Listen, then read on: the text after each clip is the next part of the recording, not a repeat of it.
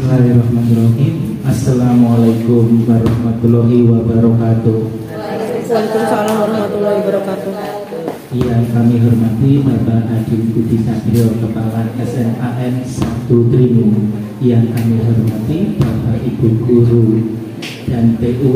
Yang kami hormati juga di samping kiri dan samping kanan saya adalah CGP Angkatan 7. Puji syukur kehadirat Allah Subhanahu wa Ta'ala karena atas limpahan rahmatnya pada siang hari ini kita bersama-sama dapat mengikuti rapat dinas sekaligus kegiatan diseminasi aksi nyata budaya positif dari rekan-rekan kita CGP Angkatan 7. Semoga selawat dan salam tetap terlimpahkan pada junjungan kita Nabiullah Muhammad Sallallahu Alaihi Wasallam. Sebagai pembuka, marilah kita bersama-sama membaca umul kitab Al-Fatihah.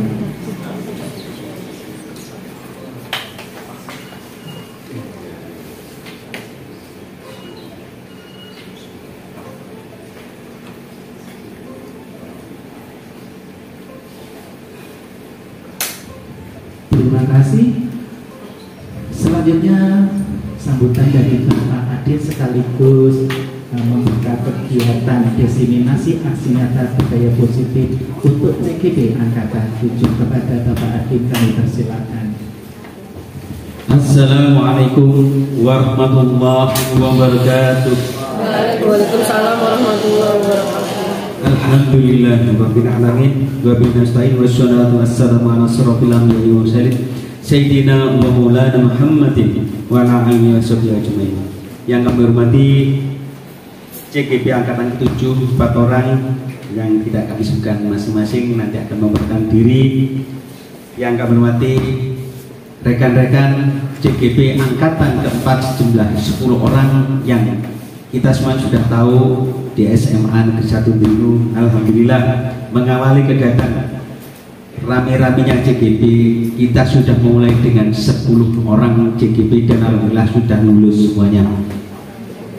Kami harapkan 4 orang yang akan berjuang untuk menuntaskan sekaligus meluluskan dirinya menjadi guru penggerak, diberi kemudian kelancaran oleh Allah SWT.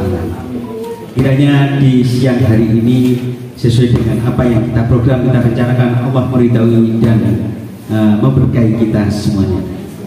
Salawat dan salam semoga tercurahkan kepada junjungan kita Rasulullah Muhammad SAW, dan semoga kita sebagai umatnya benar bisa mentauladani beliau sekaligus sudah kelak di akhir zaman kita mendapatkan syafaat darinya.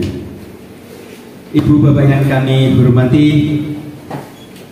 dengan stakeholder ada SMA Negeri 1 Trimo berjumlah sekitar 52 orang dengan guru 42 dan staf tata usaha. Mohon maaf jika kami belum bisa menghadirkan pengurus komite untuk event ini karena Allah belum takdirkan beliau-beliaunya hadir di tempat ini karena dengan kesibukannya masing-masing.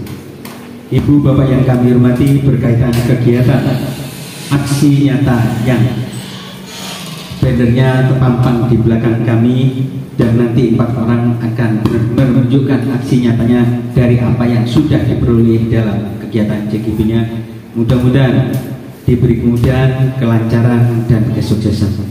Kami berharap untuk teman-teman yang saat ini masih belum dan masih berjuang untuk mendaftarkan diri, di catatan kami masih ada Bu Erna, Bu Devi, Bu Lita, Bu Rima, Bu Novi, Bu Wuri, Bu Yanti, Pak Imron, dan teman-teman yang lain yang belum kami sebutkan. Mudah-mudahan juga diberi kemudahan oleh Allah untuk angkatan berikutnya bisa lolos untuk mengikuti CGP.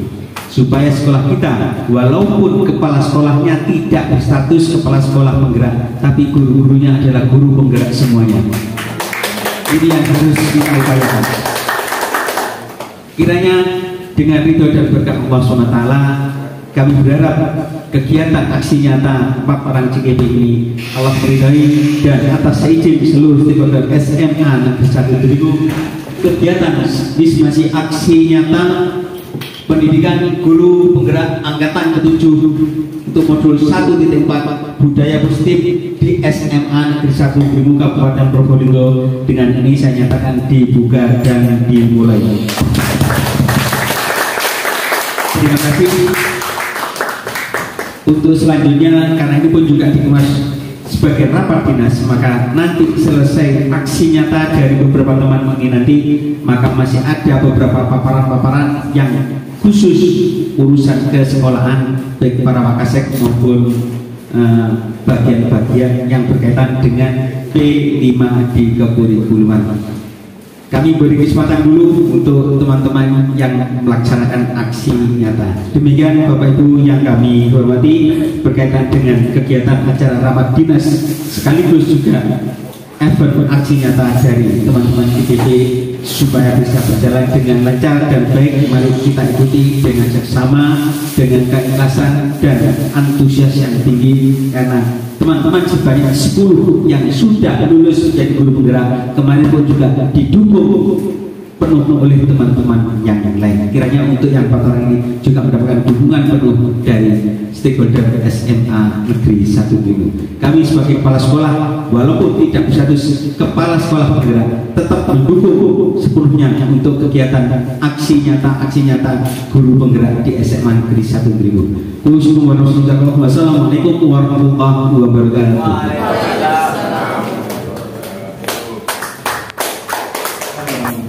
Assalamualaikum warahmatullahi wabarakatuh. Waalaikumsalam warahmatullahi wabarakatuh. Bismillah, sadri wa yassirli amri wahlul 'uqdatam min lisani yafqahu.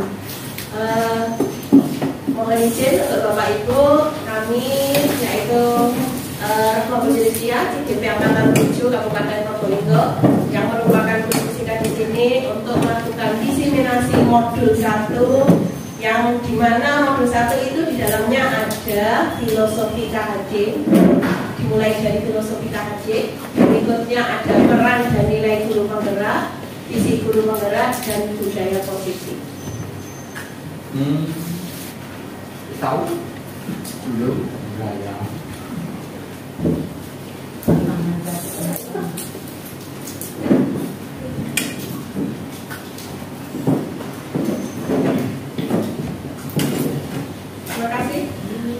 Berikutnya untuk tahapan kegiatan hari ini ada beberapa tahapan yang dimulai dari pembukaan tadi yang sudah diberikan oleh Bapak akhir di ruang yang satunya itu kurang lebih 5 menit. Berikutnya ada SDK sederhana yang bisa untuk mendongkrak semangat kita untuk melakukan diseminasi. Terus berikutnya ada materi 40 menit. Terus ada yang keempat yaitu tanya jawab sekitar 5-10 menit. Berikutnya nanti saya minta bantuan Bapak Ibu untuk memberikan refleksi tentang apa yang sudah saya lakukan. Mungkin berkisar antara 5 menit saja. Selanjutnya yaitu penutup. Mungkin penutupnya tidak sampai 5 menit. Oke. Nah, kita mulai untuk briefing yang pertama nih Bapak Ibu. Saya minta bantuannya untuk melakukan yang namanya senam otak.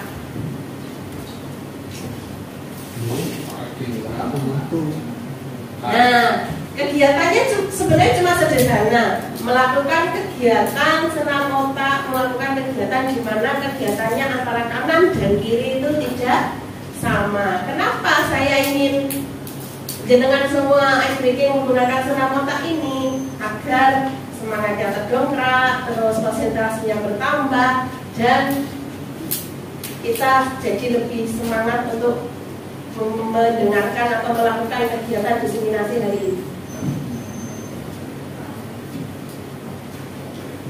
Mungkin bisa dibantu.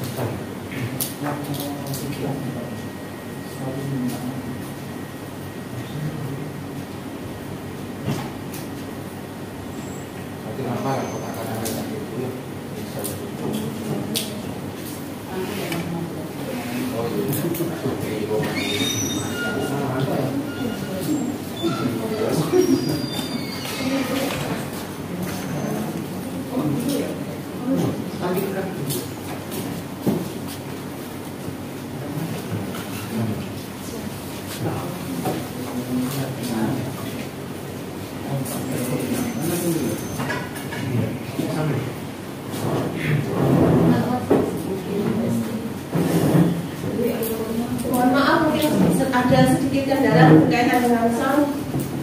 Oh iya, tadi sudah dicoba bisa, ternyata ketika masuk konsultasi. Volume soundnya Pak.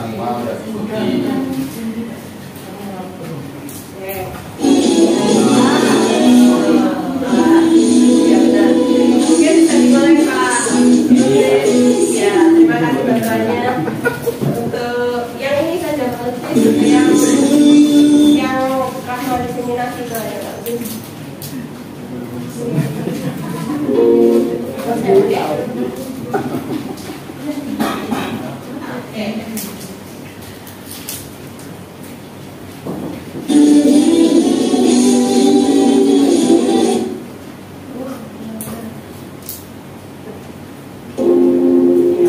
Mungkin bisa sambil duduk atau berdiri. Berdiri monggo, silakan. Jadi caranya tangan melepas dan iman dulu. Kita mulai.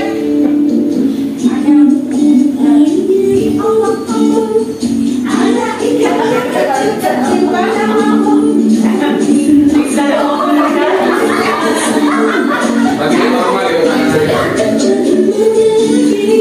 Dingin dimandiin 1 dan 5. Kita mulai. Biar nanti tidak 5-nya.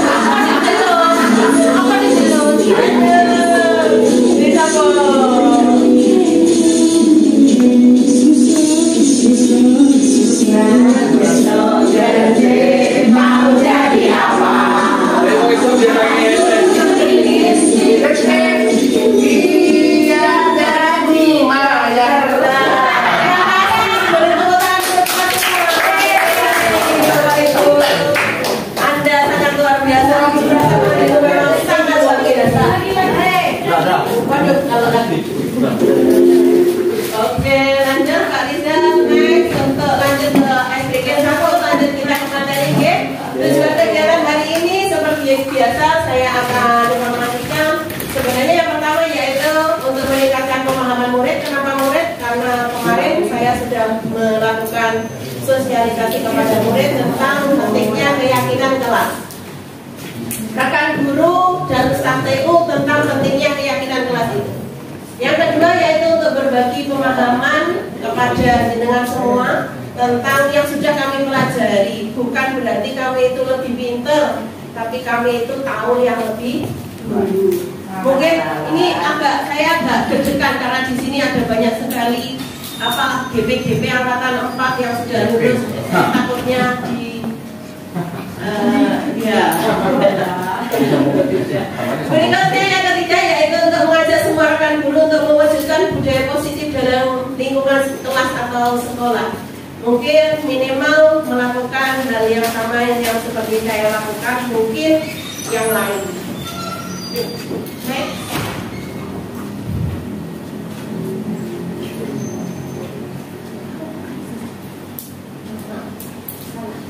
Nah, sebelum kita masuk ke modul 1.1, 1.2, 1.3 dan itu 1.4, mungkin karena ngantuk jadinya ngomongnya 1.3. Modul 1.1 yang sudah kami pelajari itu tentang filosofi KHD. Berikutnya 1.2 peran dan nilai guru penggerak, 1.3 yaitu visi guru penggerak, yang keempat yaitu budaya positif. Dan ini sebenarnya kenapa buat seperti itu, karena itu satu kesatuan dan tidak bisa terpisah-pisahkan. Lanjut masuk ke modul 1.1 ya, langsung saja habisnya. Oke, mungkin kalau kita masuk ke modul filosofi KHD ada beberapa dulu waktu zaman kita kecil itu tentang semboyan Ki Hajar Dewantara. Ngarso Suntulodo yang berarti kita berada di depan itu memberikan contoh. Nado Mawon Karso di mana kita di tengah-tengah itu Tepuri Handayani yaitu kita berada di belakang memberikan dorongan atau motivasi. Lanjut Pak. Nah ini yang saya temukan di modul 1.1 tentang filosofi KHD yaitu guru itu sebagai pamong. Maksudnya apa? Memiliki tugas untuk menuntun segala kodrat yang ada pada anak. Kenapa? Sebenarnya anak itu memiliki kodrat masing-masing. Kita itu tidak bisa memaksakan anak, sama seperti yang CGP kemarin angkatan 4 memberikan info bahwa ikan itu ya kodratnya ya dari air, berenang. Kalau seumpama disuruh terbang ya mereka akan kesulitan. Jadi apa yang harus kita lakukan? Kita itu harus sebagai guru itu sebagai pamong yang nuntun. Jadi apa yang harus dilakukan supaya bisa menuntun? Kita itu harus stok sabar. Nah itu kalau yang saya lakukan, sabar tidak ada batas. Nah kenapa menuntun? Agar mereka itu ada kebahagiaan, keselamatan, terjadi keselamatan dan kebahagiaan setinggi-tingginya, baik sebagai manusia maupun sebagai anggota masyarakat, karena kedepannya mereka sudah terjun ke anggota masyarakat. Lanjut Pak. Nah ini mungkin lebih jelasnya tentang guru pamong dan proses menuntunnya, bahwa siswa diberi kebebasan, namun pendidik sebagai pamong memberi tuntunan agar anak tidak kehilangan arah. Hal tersebut selaras dengan pendidikan yang membawa pada anak. Berarti kita itu harus, ya itu tadi sabar. Intinya sabar, nuntun anak itu sabar. Dan guru sebagai pendidik harus menjadikan siswa sebagai subjek pendidikan di mana pembelajaran berpusat pada anak. Tidak sama lagi kalau kita ketahui tidak sama lagi bahwa sekarang kita pembelajaran itu berpusat pada meskipun sekarang masih 50-50 ya Bapak Ibu ya, masih belum 100% berpusat pada anak, tapi 50-50 kita sudah harus melepas itu semua. Lanjut untuk modul 1.2 peran dan visi guru penggerak. Peran dan nilai guru penggerak. Peran guru penggerak di sini, guru penggerak itu harus menjadi pemimpin pembelajaran. Itu yang pertama, menjadi coach bagi guru yang lain yang kami lakukan itu, mendorong kolaborasi. Jadi karena tidak bisa kami berdiri sendiri, jadi kami harus berkolaborasi. Mewujudkan kepemimpinan murid, menggerakkan komunitas. Terus nilai guru penggerak berpihak pada murid, mandiri, reflektif, kolaboratif, dan praktek. Untuk lebih jelasnya mungkin next slide. Nah, berpihak pada murid ini yang sudah saya lakukan. Guru merencanakan dan memberikan pembelajaran yang berpusat pada murid. Guru selalu mengutamakan perkembangan murid dan membantu para murid untuk mandiri dalam belajar serta mewujudkan pembelajaran yang menyenangkan. Saya ke anak-anak mengecek pemahaman anak seperti apa yang mereka adalah apa yang mereka temui dan lain sebagainya. Lanjut Pak Linda. mandiri. Di mana guru itu harus mandiri.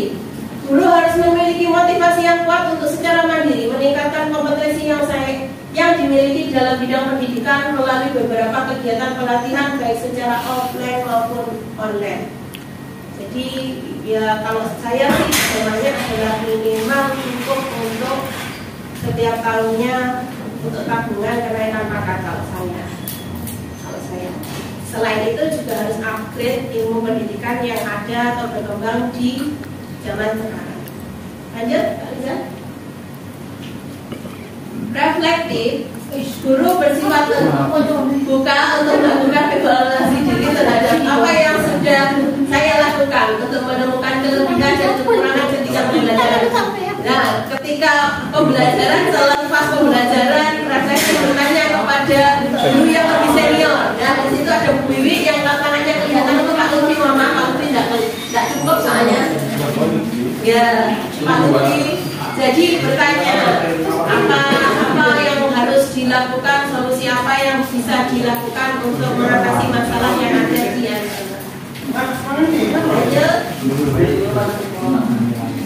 kolaboratif. Nah ini kenapa selalu yang muncul adalah Bu Wiwi dan Pak Lutfi, karena saya ya MDFS dulu, skala kecil dulu kalau saya tidak urus skala kecil dulu, MDFS kolaboratifnya atau reflektifnya, nanti next berikutnya mungkin bisa kolaboratif dengan guru mata pelajaran yang lain.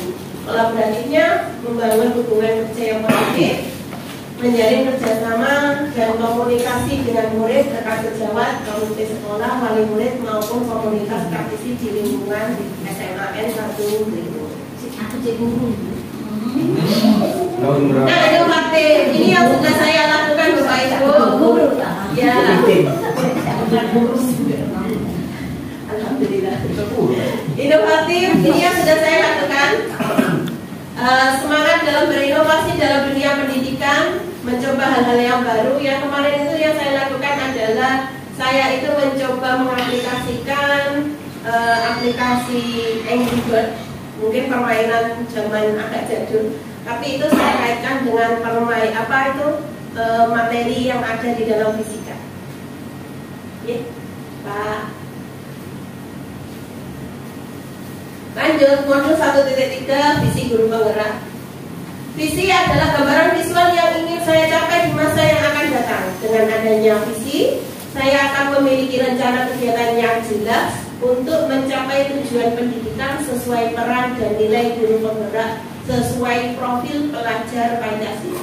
Dengan visi saya juga bisa menyelaraskan upaya apa saja yang harus saya lakukan untuk mewujudkan visi tersebut.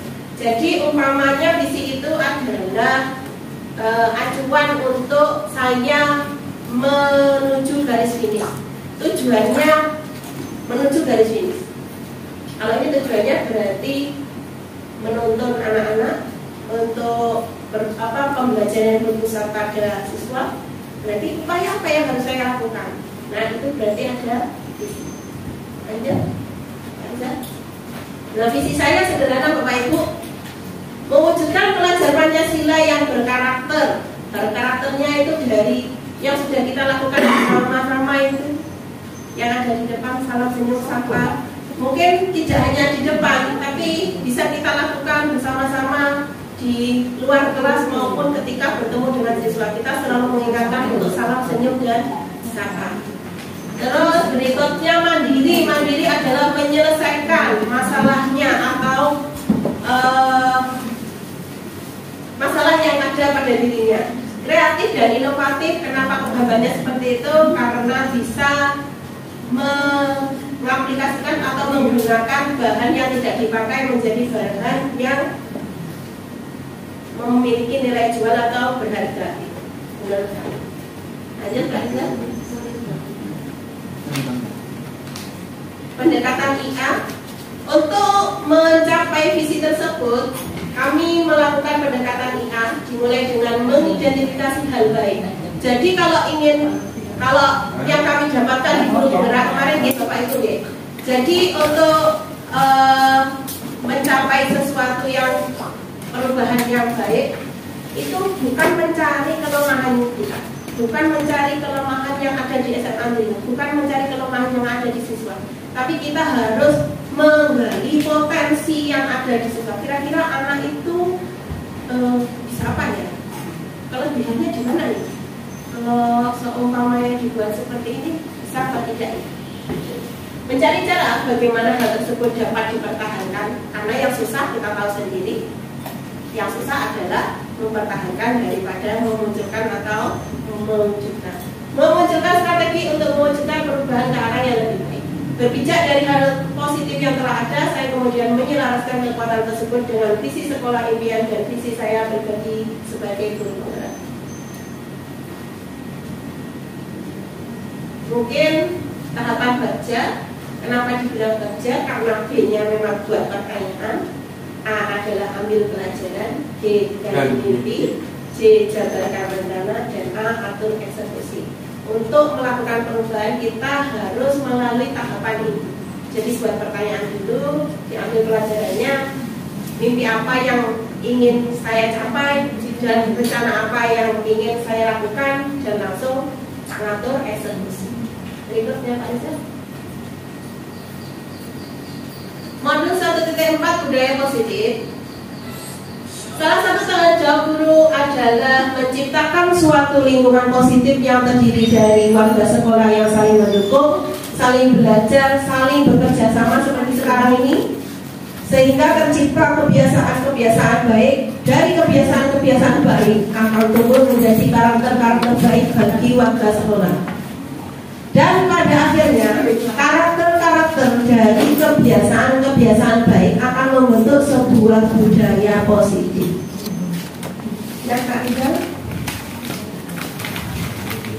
Disiplin positif dan teori kontrol.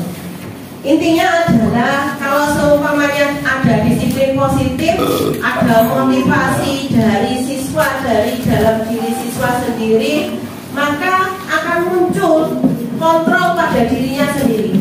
Oh ini baik, berarti bisa dilakukan. Oh ini tidak baik, berarti tidak bisa atau tidak boleh dilakukan.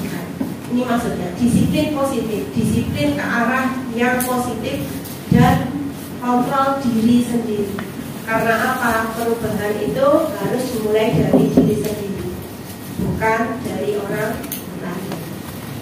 Monggo Pak Anzam berikutnya.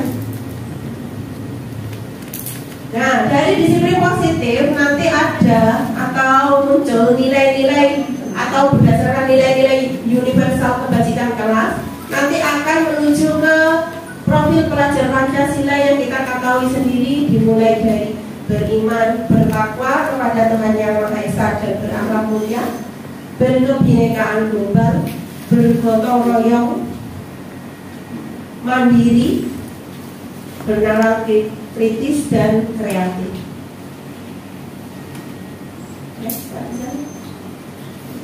Nah,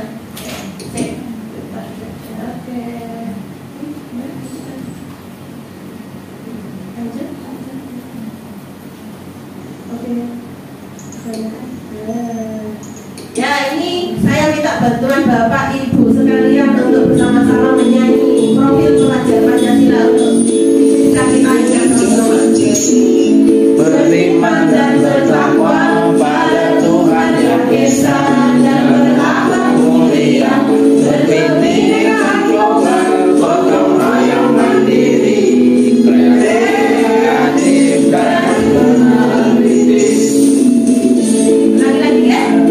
Beriman dan bertakwa pada Tuhan Yang Esa dan berakhlak mulia, berkebinekaan global, gotong royong mandiri, kreatif dan berakhlak kritis.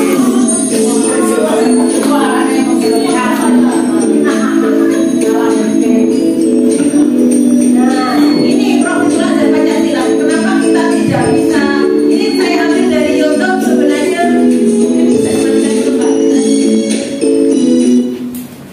Ini saya ambil dari YouTube. Kenapa kok apa itu namanya anak-anak sudah saya ajak untuk bernyanyi ini, biar mereka tahu tujuannya profil pelajar Pancasila itu seperti apa. Dengan cara nyanyian sederhana ini, sebenarnya ini dikhususkan untuk anak SD.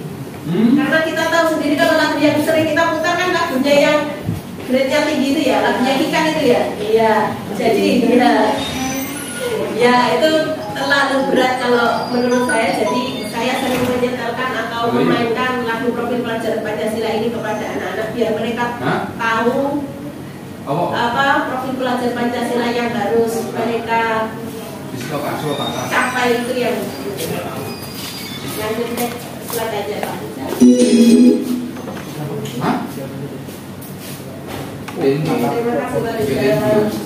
Nah, teori motivasi tadi yang saya sebutkan di awal, 3 motivasi perilaku manusia. Poin yang pertama yaitu untuk menghindari ketidaknyamanan atau hukuman. Yang kedua yaitu untuk mendapatkan imbalan atau penghargaan dari orang lain. Yang ketiga yaitu untuk menjadi orang yang mereka inginkan dan menghargai diri sendiri dengan nilai-nilai yang mereka percaya. Betul Pak Rizal? Nah, kebanyakan orang, saya sendiri pun awal-awal itu motivasinya berada pada poin 1 dan poin 2. Nah, ternyata teori motivasi ini yang sudah saya dapatkan itu, ternyata kalau untuk posisi ke-1 dan posisi kedua itu, anak-anak kalau seumpamanya memiliki motivasi itu tidak bertahan lama. Jadi apa yang harus dilakukan? Kita sebagai guru harus menuntun anak-anak untuk memiliki motivasi yang tertentu, yaitu untuk menjadi orang yang mereka inginkan dan menghargai diri sendiri dengan nilai-nilai yang mereka percaya. Lanjut, Pak Rizal. Nah ini hukuman, konsekuensi, dan restitusi. Ada hukuman, ada konsekuensi, ada restitusi. Di mana identitas gagal itu selalu pada poin hukuman. Dulu saya pernah di poin hukuman ini. Tapi ternyata apa? Siswa itu menganggap bahwa hukuman itu sesuatu yang sangat menyakitkan dan harus terjadi. Tidak nyaman untuk murid dalam jangka waktu yang panjang. Kadang di dalam hati mereka, di dalam hati murid itu sampai mereka lulus itu sampai terngiang-ngiang rasa sakit hatinya itu. Aku pernah dihukum Bapak Ibu. Aku pernah dihukum itu. Nah, hukuman juga korban mendapatkan keadilan. Padahal yang membuat kesalahan belum tentu juga mereka itu pada dasarnya mereka belum tentu mereka itu juga bersalah 100%. Murid anak akan tersakiti, perilaku pasif agresif meningkat. Untuk konsekuensi sama restitusi akan berbeda. Kalau konsekuensi itu berdasarkan konsekuensi, kalau restitusi merupakan pilihan, menguatkan untuk murid dan anak dalam jangka waktu yang panjang. Korban mendapatkan ganti, murid atau anak mendapatkan penguatan dan masalah terpecahkan. Next. Lanjut. Untuk hukuman, sistem tidak akan berjalan bila murid tidak takut. Berlaku hanya pada sebuah institusi, tidak berlanjut pada kehidupan nyata. Peraturannya adalah kamu harus. Murid anak membenci peraturan. Nah, yang muncul adalah halnya negatif. Terus kata-katanya adalah awas kalau kamu lakukan lagi ya. Nanti awas kamu. Mohon maaf Bu Yuli. Dan modenya adalah paksaan. Mungkin kalau saya melihat BK mungkin bukan ke arah situ Bu Yuli. Mungkin karena apa itu namanya pada akhirnya BK itu sudah melakukan restitusi berkali-kali. Jadinya muncul sengak itu tadi. Ya, terus untuk restitusi perbedaannya adalah murid belajar bertanggung jawab untuk perilakunya. Fokus pada pemecahan masalah dalam jangka waktu yang panjang. Dan kata-katanya adalah apa yang kamu yakini, apa yang bisa kamu lakukan untuk memperbaiki masalah ini. Murid atau anak menghormati dirinya dan orang lain. Munculnya positif. Apakah hal ini yang sesungguhnya ingin kamu lakukan? Pertanyaannya. Dan teorinya adalah teori kontrol yang ada pada diri anak tersebut sendiri. Lanjut Pak Rizal.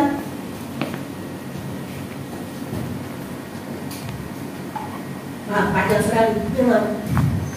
Nah, bisa dibaca sendiri dan bisa dikatakan bahwa kalau teori yang namanya hukuman tadi itu bisa menyakiti anak, tidak membuat anak itu takut kalau seumpamanya anak itu memiliki keberanian yang melebihi teman-temannya sekadarnya. Tapi kalau seumpamanya disiplin positif restitusi itu membuat anak itu berpikir ulang kalau untuk melakukan kesalahan yang sama. Terus berpikir bahwa itu memang tidak baik dilakukan. Jadi saya harus seperti ini. Lanjut. Nah, dihukum oleh penghargaan. Menurut Alfikon, saat kita berulang kali menjanjikan hadiah kepada anak-anak agar berperilaku bertanggung jawab atau kepada seorang murid agar mempelajari sesuatu yang baru, maka kita berasumsi bahwa mereka tidak bisa melakukannya atau mereka tidak akan memilih untuk melakukannya. Penghargaan maupun hukuman adalah cara-cara mengontrol perilaku seseorang yang menghancurkan potensi untuk pembelajaran yang sesungguhnya. Lanjut, Pak Rizal. Nah, sebenarnya ada beberapa alasan mengapa anak itu melakukan kesalahan atau melakukan membuat sebuah masalah. Yang pertama yaitu alasan dasarnya yaitu bertahan hidup. Yang berikutnya mungkin yang ada di luar itu bisa karena kasih sayang dan rasa ingin diterima. Yang berikutnya mungkin rasa kekuasaan, di mana mereka itu ingin berkuasa dibandingkan teman-teman yang lain. Terus ada bebas, freedom. Terus ada lagi yaitu kesenangan atau fun, di mana anak melakukan kesalahan itu hanya karena mereka senang aja, Bu. Kalau temannya itu sedih atau kalau temannya itu kena masalah. Lanjut, Pak Rizal. Nah, kita masuk ke keyakinan kelas. Keyakinan kelas sendiri sudah kita lakukan dan saya yakin semua guru di sini sudah melakukan. Nah, tapi kemarin ketika saya belajar tentang keyakinan kelas, sebenarnya saya itu tidak tahu apa sih keyakinan kelas itu dan bagaimana cara membuatnya. Ternyata keyakinan kelas itu adalah nilai-nilai kebajikan universal yang disepakati secara tersirat dan tersurat, lepas dari latar belakang suku, negara, bahasa maupun agama. Jadi tidak membedakan yang ini rasnya siapa, yang ini dari suku apa, yang itu agamanya apa, tidak membedakan.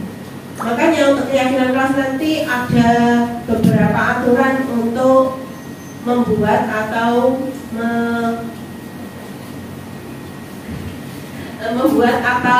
dengan anak-anak itu ada caranya. Dalam penentuan visi sebuah institusi atau sekolah, kita terlebih dahulu perlu menentukan nilai-nilai kebajikan apa yang terpenting bagi institusi tersebut agar dapat mencapai tujuan mulia yang dicita-citakan. Selanjutnya kita akan meninjau kegiatan apa saja yang bisa dilakukan agar dapat menentukan keyakinan suatu sekolah ataupun keyakinan kelas. Lanjut, Pak Rizal. Nah, ini bisa nanti dibaca sendiri pembentukan keyakinan sekolah atau kelas. Karena apa, keyakinan itu sebenarnya ada dua. Keyakinan sekolah yang kita ketahui sebagai peraturan sekolah, dan itu ditandatangani oleh beberapa perwakilan kelas. Dan seperti yang kita lakukan sudah itu dilakukan bersama-sama ketika berkumpul bersama atau selepas upacara. Nah, keyakinan kelas bersifat lebih abstrak. Keyakinan kelas berupa pernyataan universal. Pernyataan keyakinan kelas bentuknya positif. Keyakinan kelas tidak terlalu banyak sehingga mudah diingat dan dipahami. Keyakinan kelas sebaiknya sesuatu yang dapat diterapkan di lingkungan tersebut. Semua warga kelas hendaknya ikut berkontribusi dalam pembuatan keyakinan kelas lewat kegiatan curah pendapat dan bersedia meninjau kembali keyakinan kelas dari waktu ke waktu.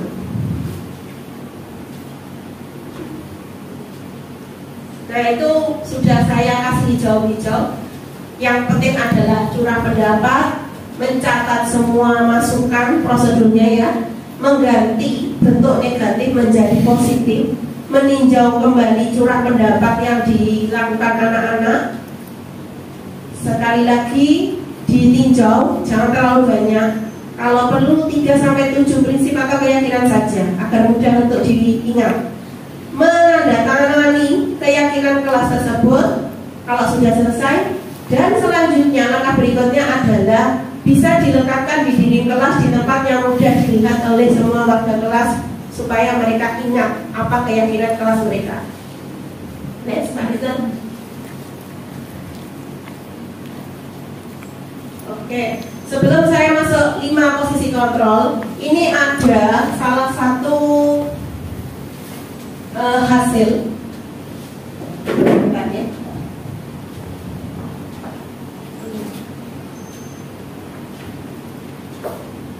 Ini adalah salah satu contoh dari penerapan keyakinan kelas. Jadi saya kemarin itu bersama-sama dengan murid membentuk keyakinan kelas yang baru, mengubah agar apa? Sesuai dengan materi yang tadi, pembentukan keyakinan kelas. Karena sebelumnya kalau saya keyakinan kelas itu dari saya dan diamini oleh anak-anak. Kalau saya kemarin. Nah, setelah ini ternyata ada banyak sekali masukan dari anak-anak. Dan ini saya tempel dari satu seperti ini. Nah, judulnya adalah keyakinan kelasku. Jadi ini saya tempel di depan ruang kelas dan mereka menempelkan satu-satu. Dan kenapa itu kok bentuknya seperti itu, Brahma? Karena ini saya sudah kelompokkan dengan keyakinan-keyakinan yang mereka percayai yang mirip, yang sama. Jadi sudah saya kelompokkan. Mulai dari berdoa sampai yang terakhir yaitu ada mereka itu bilang bahwa tentang bekerja sama dan disiplin tepat waktu mengerjakan tugas. Nah, yang sebelah sini ini kalau menurut saya bukan keyakinan kelas, tapi harapan-harapan mereka agar pembelajaran fisika yang saya berikan itu lebih menarik atau lebih mudah diterima oleh anak-anak. Gitu. Lanjut 5 posisi kontrol. Di situ ada penghukum yang tadi, di mana guru itu menghukum. Jadi kata-katanya adalah itu tadi.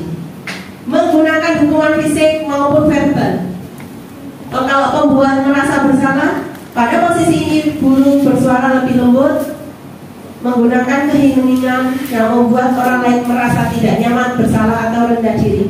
Kalau posisi teman, guru pada posisi ini tidak akan menyakiti murid, namun akan tetap berupaya mengontrol murid melalui persuasi.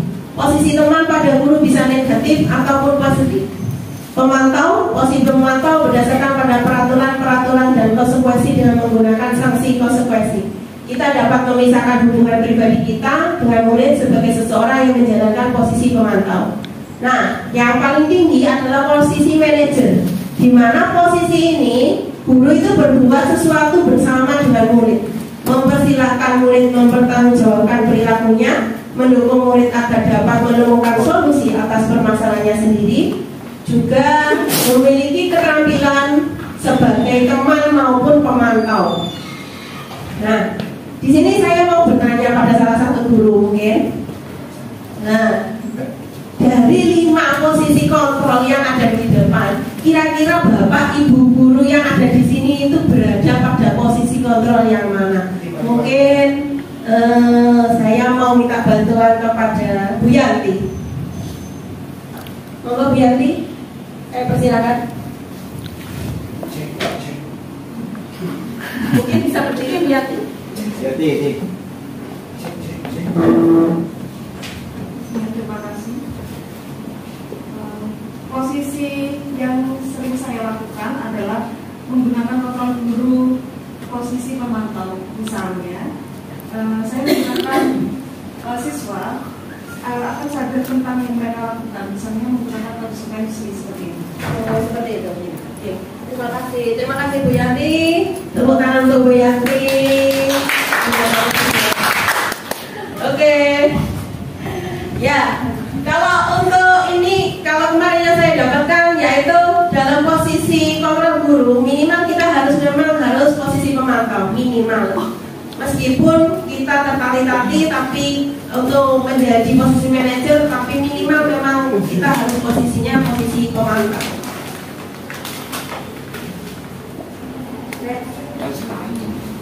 Nah, ini ada salah satu video yang menunjukkan 5 posisi kontrol guru. Mungkin bisa dicermati bagaimana posisi kontrol guru 5-5-nya. Salam bahagia Ibu dan Bapak Guru hebat. Dalam penerapan disiplin positif restitusi, salah satu program yang dikembangkan adalah 5 posisi kontrol. 5 posisi kontrol dalam restitusi adalah proses perjalanan seorang pendidik agar dapat mengenali dirinya. Pada video kali ini, kita akan membahas tentang 5 posisi kontrol yang dikembangkan oleh Dayan dosen dan contoh penerapan.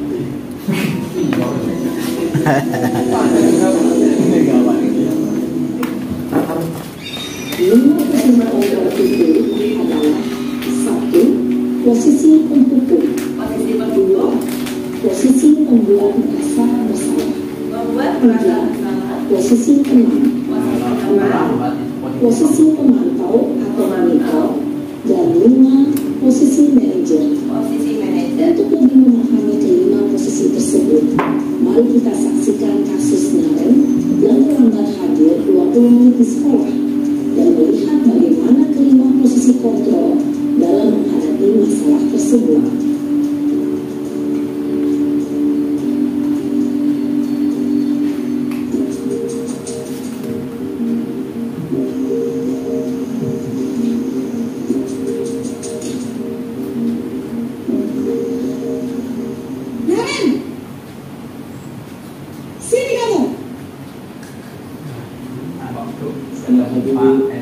Selalu terlambat. Kamu deh pasti terlambat. Maaf Bu, saya Apa? Apa coba? Alasan kamu apa lagi? Kamu sih apa? Dia kamu jadi dasar pemalas. Kapok sih kamu. Maaf ya pilih.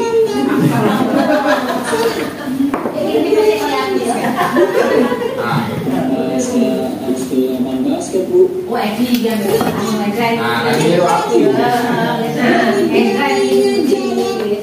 Sudah terlambat masih berani jawab pula. Sekarang Sekarang keliling lapangan basket 5 kali sekalian biar kapok. Cepat pergi sana ke lapangan basket. Posisi pembuku biasanya berbicara dengan nada tinggi, menyakiti dan menghibur.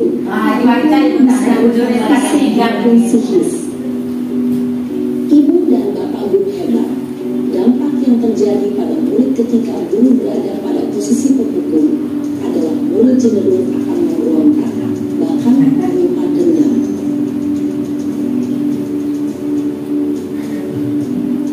Ini yang berikutnya yaitu posisi pembuat merasa bersalah.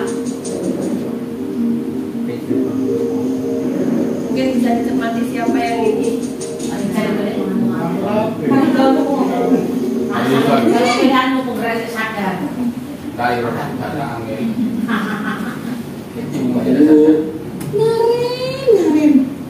kamu kenapa terlambat lagi nak?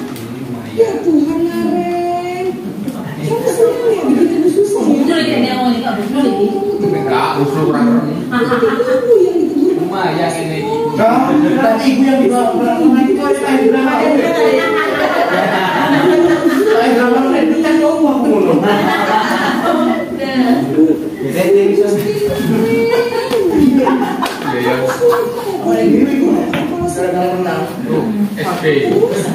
Sekarang ibu harus tulis ini kamu sudah sering terlambat loh. Ibu harus apa coba?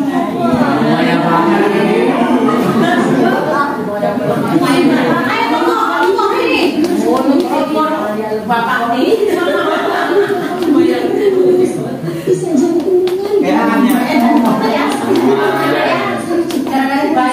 Maaf ya Bu, maaf.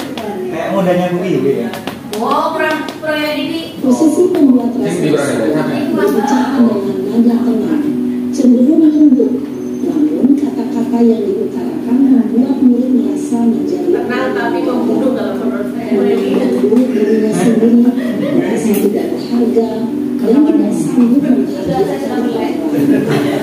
Ketika guru mengambil posisi pembuat rasa bersalah, murid akan menganggap dirinya yang bersalah dan ia akan menyimpan emosi negatif tersebut di dalam dirinya. Ya, posisi berikutnya yaitu posisi teman. Belum.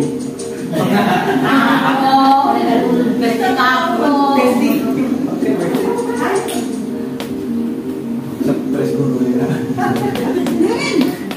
Selamat pagi Bu. Wah, sudah jam berapa ini, Nak?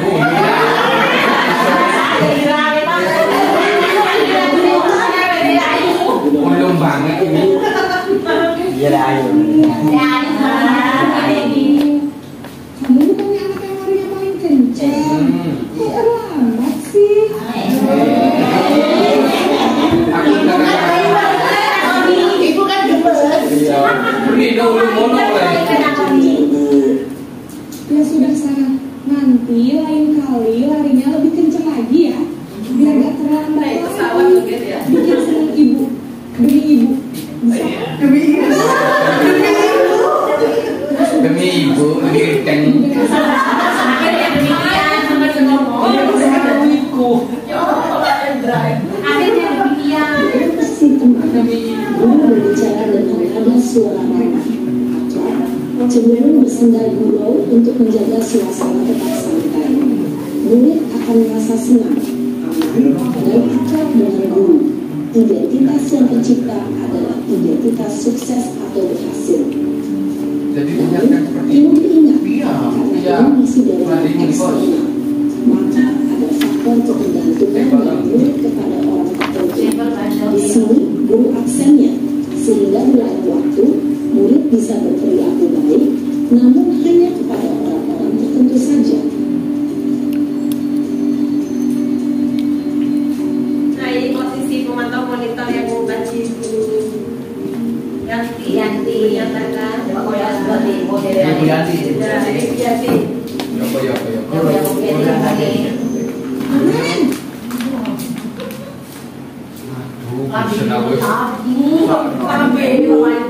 Naren, apa peraturan sekolah kita tentang jam berapa kita harus masuk sekolahnya? Kita harus di sekolah jam 7 Bu. Iya betul, sekarang sudah jam 7.20. Naren sudah tahu konsekuensinya jika terlambat hadir. Paham Bu, saya harus tinggal kelas pas jam istirahat selama 20 menit. Iya benar, konsekuensinya demikian. Jadi nanti jam 9.30 pas istirahat, kamu harus tinggal di kelas, kerjakan tugas tambahan untuk ketertinggalan kamu, ya? Baik Bu. Posisi pemantau menggunakan penghitungan atau data untuk mengontrol murid. Guru mengarahkan murid berdasarkan peraturan dan konsekuensi. Seorang pemantau menunjukkan bahasa tubuh dan ekspresi wajah yang datar dan cenderung terlihat.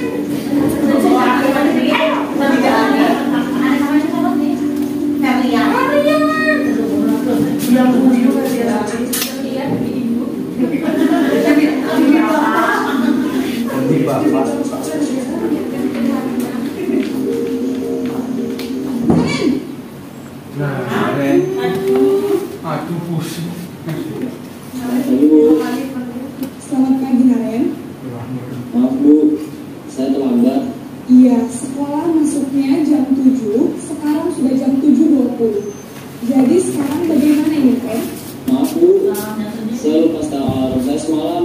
Baiklah, menurut kamu, keyakinan sekolah yang mana yang Berikan kamu keyakinan sekolah.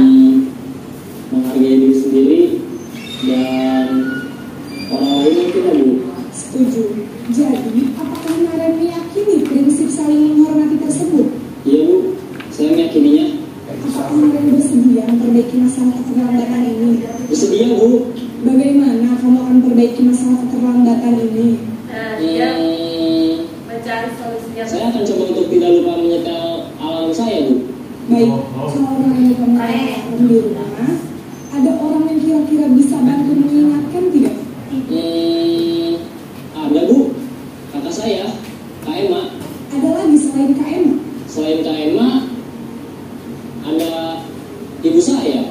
Baik, jadi yang mengingatkan Naren adalah Kak Emma dan ibu kalian. Kira-kira akan mulai start alarm kapan ya Naren? Setelah pulang sekolah, akan segera saya lakukan. Baik, jadi Naren akan setel alarm untuk bangun besok pagi dan akan diingatkan oleh kakak dan ibu dan Naren ya. Ada lagi yang mungkin perlu dilakukan Naren agar tidak terlambat bangun lagi? Baik Naren, terima kasih untuk bersama kami. Sekarang kami kembali ke kelas untuk belajar. Baik Bu, terima kasih. Posisi manajer adalah posisi kontrol yang disarankan untuk membimbing murid memiliki sikap disiplin yang positif, yaitu murid yang mandiri, bertanggung jawab, dan dapat memecahkan masalah. Tujuan dari posisi ini adalah agar murid dapat berefleksi atas tindakannya. Guru akan terus memberikan pertanyaan berikutnya sehingga murid dapat belajar lebih paham dan mencari sebuah solusi untuk menyelesaikannya. Ibu setelah mengamati bagaimana posisi kontrol kalian, kira-kira posisi mana yang paling ideal? Posisi mana yang dapat menunjang motivasi intrinsik murid? Ya, tentu posisi manajer. Posisi ini memang posisi ideal yang ingin dituju setiap pendidik. Pada posisi inilah, guru dapat menerapkan disiplin positif dan berpihak pada murid yang memerdekakan murid. Perjalanan seorang pendidik tentunya tidak mudah untuk sampai pada posisi seorang manajer. Namun, tujuan kita pasti, yaitu menciptakan murid-murid yang mandiri, merdeka, dan bertanggung jawab. Semoga penggambaran 5 posisi kontrol yang telah diperlihatkan ini dapat menjadi ajang refleksi bagi kita semua, agar dapat terus mengasah dan menerapkan disiplin positif yang memerdekakan murid. Mari terus berlatih dan bersemangat. Selamat menerapkan. Salam dan bahagia Ibu dan Bapak Guru hebat.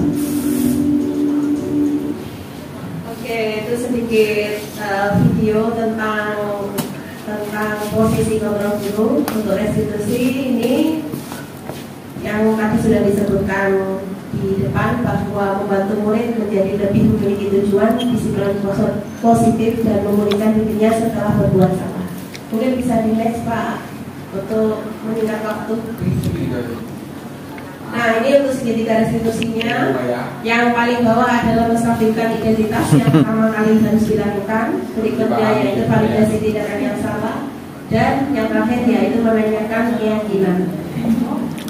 Lanjut aja Pak. Bisa? Nah, untuk penerapan budaya positif yang sudah saya lakukan adalah yang pertama seperti tadi yang saya sebutkan, yaitu pembuatan dan penerapan keyakinan kelas. Yang kedua yaitu mewujudkan pembelajaran berpihak pada siswa atau murid, berpusat pada siswa. Yang ketiga yaitu saya meneruskan perjuangannya Pak Lutfi untuk mewujudkan budaya literasi sains dalam proses pembelajaran yang dapat meningkatkan sikap kreatif dan inovatif siswa. Yang keempat yaitu berusaha untuk menerapkan segitiga restitusi dalam menyelesaikan masalah siswa. Next. Ini untuk dokumentasi saya melakukan pembentukan keyakinan kelas tadi. Itu yang pertama saya berikan sosialisasi dulu. Yang berikutnya yaitu mereka menempelkan di papan saat itu karena masih belum ada kertas yang tadi. Next, Pak Iza. Lanjut. Berikutnya setelah ditempel dipilah-pilah menjadi grup-grupnya yang sama, yang mirip, dan ada setelah terkelompokkan seperti itu ada salah satu murid yang membacakan keras-keras keyakinan kelasnya, dan semua murid membuat keyakinan kelas yang sesuai dengan kondisi kelasnya. Next. Keyakinan kelas yang dimunculkan saat itu mulai dari nomor 1 sampai nomor 7 yaitu berdoa, selalu aktif dan semangat, saling peduli dan menghargai pendapat, bertanggung jawab dan bekerja sama, mengerjakan dan mengumpulkan tugas tepat waktu, berusaha secara mandiri menyelesaikan tugas, menjaga kebersihan kelas sebelum dan sesudah pembelajaran berlangsung. Next, partner. Untuk dokumentasi pembelajaran berpusat pada murid tadi yang sudah saya jelaskan di depan, tadi. Next, partner. Ini dokumentasi pembelajaran mewujudkan literasi sains dalam permainan tradisional. Kenapa permainan tradisional yang sekarang lagi ngetren sekarang tek-tek atau lato-lato? Jadi mereka memainkan itu dan mereka menggali materinya dari buku atau internet tentang permainan lato-lato itu dan konsep fisika apa yang masuk ke dalam konsep dan ke dalam permainan tradisional lato-lato tersebut, menganalisis, mengidentifikasi, menganalisis selanjutnya yaitu membuat kesimpulan dan mempresentasikannya di depan kelas. Ini untuk dokumentasi penerapan segitiga restitusi yang sudah saya lakukan dengan siswa saya sendiri 10.5 Rivaldi. Lanjut, Pak. Nah, untuk kegiatan terakhir yaitu refleksi, mohon untuk bantuan Bapak Ibu guru yang lain untuk memberikan saran dan kritik yang bersifat membangun untuk saya menjadi yang ke arah yang lebih baik. Sekian dan terima kasih. Nanti saya berikan kertas kecil-kecil, mohon untuk bantuannya ditempelkan di refleksi itu, ya. Terima kasih.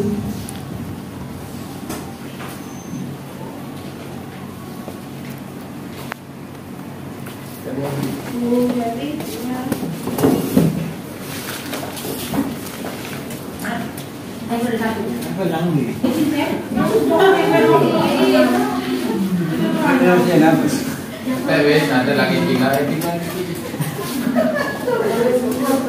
kopot ngomongan nih titik ini